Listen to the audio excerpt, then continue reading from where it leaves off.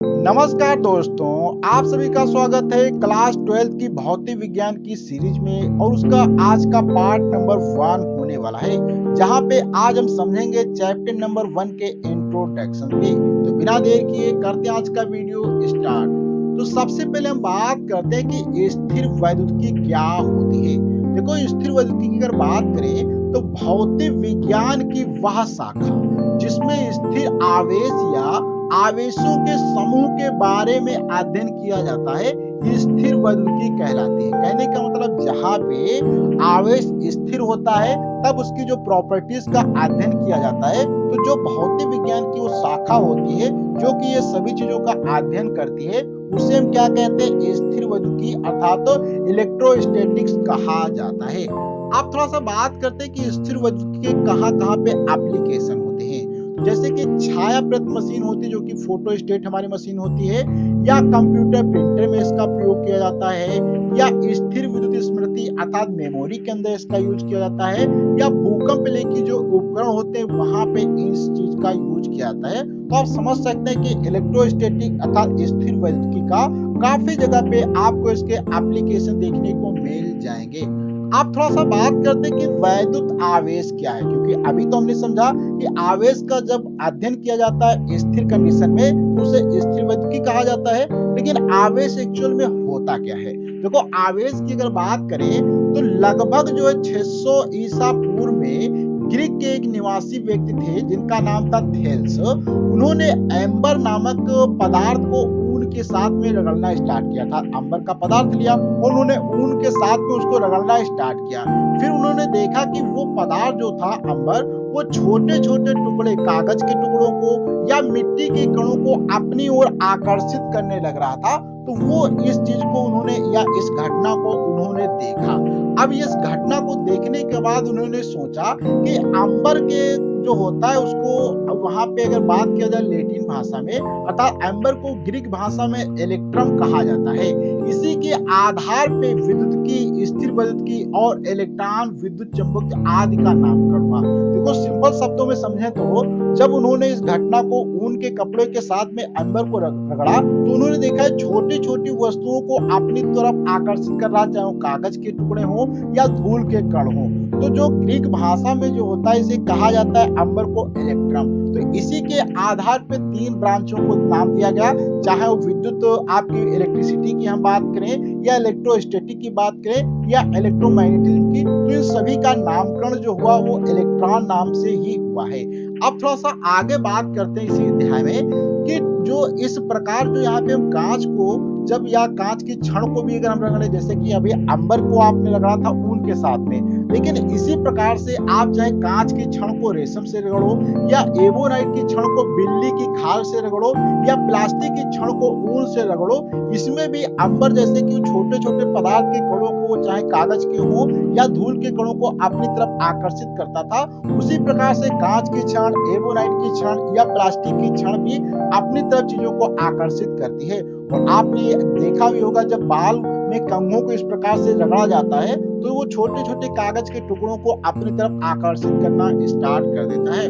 तो ऐसी अवस्था में इन पदार्थों को हम लोग क्या कहते हैं? आवेशित कहा जाता है, क्योंकि जब ये छोटी छोटी वस्तुओं को अपनी तरफ आकर्षित कर रहा है इसका मतलब क्या है? ये वस्तु थोड़ा सा आवेशित हो जाती है। और पदार्थों में आवेश की प्रक्रिया जब इस प्रकार से वस्तुओं को आपस में रगड़ने के कारण आती है तो इसे वैद्युत अर्थात घर्षण वैद्युत प्रभाव कहा जाता है। आप थोड़ा सा आगे यहीं पे बात कर लेते हैं घर्षण वैद्युत प्रभाव के बाद। तो यहाँ पे आप देखेंगे वैद्युत आवेश की अब हम परिभाषा को समझते हैं। देखो, किसी पदार्थ का वह गुण जिसके कारण विद्युत क्षेत्र एवं चुंबकीय क्षेत्र उत्पन्न होता है उसे हम क्या कहते हैं? वैद्युत आवेश कहते हैं। अभी तक तो हमने समझा कि वैद्युत आवेश कैसे आ रहा था, जब वस्तुओं को आपस में रगड़ा जा रहा था तो वस्तुओं को अपनी तरफ आकर्षित कर रहा था जो छोटी वस्तुएं थी, जैसे कि कागज के टुकड़े या धूल के कण। तो इस प्रकार से यहाँ पे एक वैद्युत आवेश नाम से शब्द दिया गया। और ये वैद्युत आवेश क्या होता है कि जिसके कारण कोई वस्तु या तो चुंबकीय क्षेत्र का या विद्युत क्षेत्र का किसी आवेश के चारों तरफ अनुभव करती है तो उस बिंदु को या उस चीज को हम क्या कहते हैं? वैद्युत आवेश कहा जाता है। थोड़ा सा और आसान शब्दों में बात करें तो बेंजामिन फ्रैंकलिन ने कांच की छड़ पर उपस्थित आवेश को धनावेश कहा और रेशम के कपड़े पर उपस्थित आवेश को उन्होंने ऋणावेश माना। अर्थात जब कांच की छड़ को और रेशम के जो थे कपड़े को जब आपस में रगड़ते थे, जो कांच की छड़ पे जो आवेश आया उन्होंने उसको धनावेश कहा, और जो रेशम के छड़ पे अर्थात रेशम के कपड़े पे जो आवेश आया उन्होंने उसको ऋणावेश कहा। तो इस प्रकार से देखा गया कि आवेश दो प्रकार की हो गए, एक पॉजिटिव आवेश हमारा हो गया और एक नेगेटिव आवेश हो गया। अब थोड़ा सा बात करते हैं कि परमाणु के कंडीशन में धनात्मक आवेश ऋणात्मक आवेश क्या होता है। देखो, सामान्य अवस्था में प्रत्येक परमाणु में इलेक्ट्रॉनों की जो संख्या होती है उसके नाभिक में उपस्थित प्रोटॉनों की संख्या के बराबर होती है। इसको थोड़ा सा एग्जांपल समझते हैं, जैसे कि हम यहाँ पे ले लेते हैं सोडियम Na23। अब यहाँ पे आप देखेंगे इसमें जो होता है इलेक्ट्रॉनों की संख्या 11 होगी, ठीक है, और प्रोटॉनों की संख्या यहाँ पर भी क्या होती है, 11 होती है। हम जानते हैं कि इलेक्ट्रॉनों पे आवेश पॉजिटिव होता है, इलेक्ट्रॉनों पे आवेश नेगेटिव होता है, प्रोटॉन पे क्या होता है, पॉजिटिव होता है। तो इस प्रकार से आप देखेंगे जितने इलेक्ट्रॉन्स होते हैं उतने यहाँ पे प्रोटॉन्स होते हैं। अगर यहाँ पे न्यूट्रॉन्स की बात करें जो कि 12 होते हैं, इन पे आवेश कोई नहीं होता है। तो यहाँ पे प्रोटॉन्स और इलेक्ट्रॉन्स पे आवेश बराबर होने के कारण यहाँ पे जो होता है कुल आवेश आपको 0 दिखाई देगा। जितने प्रोटॉन्स हैं उतने इलेक्ट्रॉन्स हैं। लेकिन यहीं पे क्या होता है, अगर इसमें से कोई भी अगर एक ज्यादा हो जाए, अगर इलेक्ट्रॉन मान लो यहाँ पे क्या हो जाए, कम हो जाए, जैसे कि मान लो इलेक्ट्रॉन यहाँ पे 10 हो जाए, प्रोटॉन्स यहाँ पे आपके 11 रहे, तो यहाँ पे आप देखेंगे एक ये माइनस का चार्ज है, ये धनात्मक है, तो एक धनात्मक चार्ज ज्यादा हो जाएगा, जिस कारण से इस पे क्या हो जाएगा, प्लस का आवेश आ जाएगा। वहीं पे मान लो कि 12 यहाँ पे इलेक्ट्रॉन्स हो जाए, 11 प्रोटॉन्स हो जाए, तो यहाँ पे आप देखेंगे एक यहाँ पे इलेक्ट्रॉन ज्यादा हो जाएगा, इसलिए यहाँ पे ऋणात्मक आवेश आ जाएगा। तो सामान्य अवस्था में जो भी परमाणु होते हैं वो एक प्रकार से उदासीन होते हैं, लेकिन जब उन पे एक इलेक्ट्रॉन आ जाता है अर्थात इलेक्ट्रॉन का स्थानांतरण हो जाता है, या तो इलेक्ट्रॉन उसके अंदर आएंगे या बाहर जाएंगे। तो इलेक्ट्रॉन जब आ जाते हैं तो वहां पे ऋणात्मक आवेश आ जाता है, इलेक्ट्रॉन जब चले जाते हैं तो वहां पे धनात्मक आवेश आ जाता है। तो इसलिए परमाणु सामान्य रूप से क्या होता है, विद्युत उदासीन कहलाता है।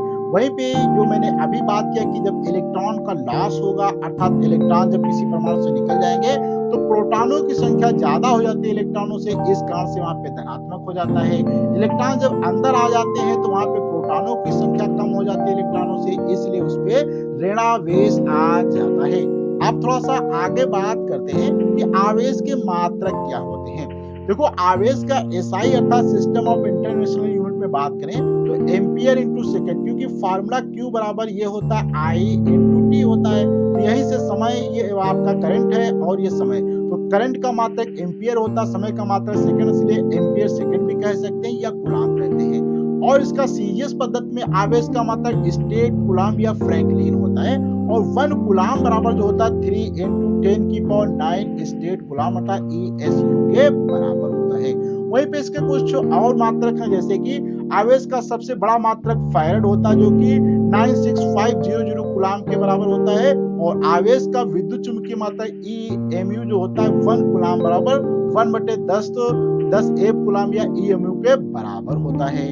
अब वहीं पे थोड़ा सा बात करते अन्य मात्रक हैं, जैसे कि 1 माइक्रो कूलाम 10⁻⁻6 के बराबर होता है, 1 मिली 10⁻⁻9 के बराबर होता है, नैनो 10⁻9 होता है, पीको 10 की पावर यहाँ पे आपका -12 के बराबर होता है।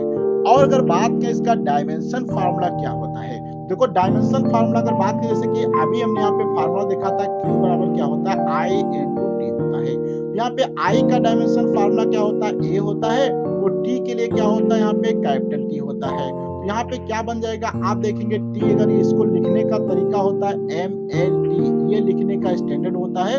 तो जो यहाँ पे ना दिए गए उनको कर दो 0, देखो M नहीं दिया गया 0 कर दिया, L नहीं दिया गया 0 कर दिया, T दिया गया T की पावर 1 लिखेंगे, और A दिया गया A की पावर यहाँ पे 1 लिखेंगे। तो इस प्रकार से आप देखेंगे M0 L0 T की पावर 1 A की पावर 1 यहाँ पे इसका डायमेंशन फार्मूला आ जाएगा। और आवेश जो होता है एक प्रकार से अदिश राशि होती है, अर्थात इसके अंदर केवल और केवल मैग्नीट्यूड होता है, यहाँ पे डायरेक्शन नहीं होती है। तो मैं आशा करता हूँ कि आज के वीडियो में आपने आवेश के विषय में थोड़ा सा समझा होगा। अगर ये वीडियो अच्छा लगा हो तो इस वीडियो को लाइक करें, अपने दोस्तों को शेयर करें और यदि अभी तक आपने इस चैनल को सब्सक्राइब नहीं किया है तो प्लीज सब्सक्राइब करें, क्योंकि यहाँ पे आपको ऐसे ही नए वीडियो मिलते रहेंगे। हम मिलते हैं इसके पार्ट नंबर 2 पे कुछ नए कॉन्सेप्ट के साथ में। जब तक के लिए धन्यवाद।